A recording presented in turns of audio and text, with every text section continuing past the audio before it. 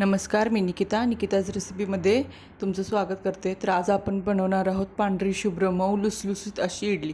त्यासाठी मी एका भांड्यामध्ये 1 वाटी उडद डाळ घेतलेली आहे, ती स्वच्छ धुवून घेतलेली आहे. त्यानंतर 2 वाटी तांदूळ घेऊन तो देखील स्वच्छ धुतलेला आहे. तांदूळ 2 ते 4 वेळा स्वच्छ पाण्याने धुवून घ्यायचा आहे, पण उडद डाळ फक्त 2 वेळाच धुवायची आहे, कारण आंबवण्यासाठी आपल्याला त्याचा मदत होतो, त्याचा पाण्याचा. त्याच्यानंतर एक अर्धा चमचा अर्धा चमचे मेथ्या मी इथे भिजत ठेवून स्वच्छ धुवून तांदळामध्येच घातलेले आहेत. त्याच्यानंतर अर्धी वाटी पोहे स्वच्छ धुवून ते देखील मी तांदळातच मिक्स करणार आहे. मी सर्व साहित्य एकत्र भिजू घातलेलं आहे. तुम्ही सेपरेट देखील भिजत घालू शकता. आता हे सर्व मी मिक्स करून घेत आहे आणि ह्याला 4 ते 5 तास भिजत ठेवणार आहे. तर थोडंसं पाणी घालते, उडद डाळ, त्याच्यावर तांदूळ असं मस्तपैकी झाकून ते 5 ते 6 तास ठेवायचं. परत हे काढलं रात्री.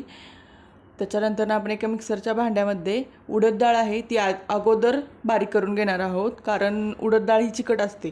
त्याच्यामुळं ती परत जर आपण काढली तांदळाच्या नंतरनं तर ती परत तशी चिटकून राहते, वाया जाते. त्यामुळे आधी उडदाची डाळ वाटून घेऊ. त्यानंतर आपण पोहे, तांदूळ आणि मेथा हे भिजवलेलं सर्व एकत्र केलेलं मिश्रण आपण वाटून घेणार आहोत. हे बघा, आपलं इडलीचं पीठ किती पांढरं शुभ्र दिसतंय. त्याचं कारण आहे आपण तांदूळ 3 ते 4 वेळा स्वच्छ पाण्याने धुवून घेतलेलं आहे. आता हे ओव्हरनाईट आपण ठेवलं होतं.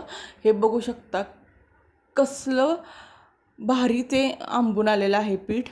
आता मी एका इडली पात्राला सर्व तेल लावून घेतलेलं आहे. एकीकडे पाणी गरम करून ठेवलेलं आहे इडलीसाठी. हे बघू शकता पीठ आपलं एकदम मस्त झालेलं आहे. एका साईडनंच मी फिरून घेतलेलं आहे. थोडं लागल तसं काढून त्यात मीठ घातलेलं आहे. एकत्र सर्व मिश्रणात मीठ घालायचं नाही. आता थोडं करत इडलीच्या पात्रात मी बॅटर भरत आहे. पूर्ण भरायचं नाही, नाहीतर इडली फुगायला जागा शिल्लक थोडी ठेवावी लागते. हे बघा, पहिलं ठेवलं मी. त्याच्यानंतर दुसरं. माझं 3 पात्राचं भांडं आहे, त्यामुळे 16 इडल्या आपल्या एका टायमाला होऊन जातात. हे बघा मी कसं भरते, थोडंच भरते, पूर्ण भरत नाही आहे, नाहीतर ते आपलं सर्व मिश्रण आहे ते बाहेर येऊन जाईल. त्याच्यामुळं मी थोडं भरते. आणि 10 मिनटासाठी आपण वाफवून घेणार आहोत इडल्या. हे बघा, इडल्या आपल्या वाफलेल्या आहेत. मी हळूहळू एक करून काढून घेत आहे. 5 मिनटं तरी त्याची वाफ जाईपर्यंत आपल्याला इडल्या तशाच ठेवायच्या आहेत.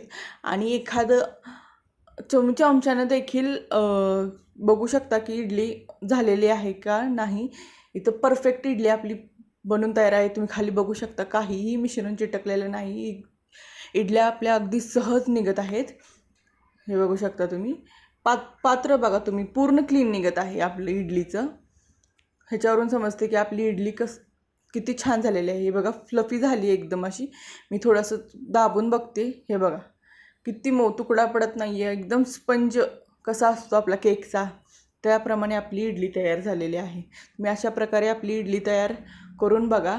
सांबार चटणीबरोबर सुद्धा छान लागते. आपल्या चॅनलला लाईक, शेअर, सबस्क्राईब